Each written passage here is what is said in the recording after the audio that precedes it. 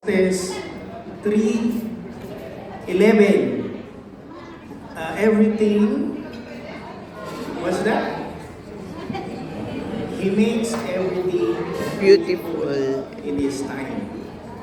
I'm also married for 23 years. Tingin niyo ba masaya ako? Sa isawa ko. Siyempre, masaya. Kasi ang buhay pag-aasawa, sa hirap lang daw, sa umpisa lang mahirap.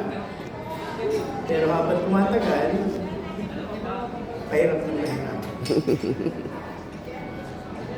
May tatlong tip siguro. Una, double the happiness. Especially husband.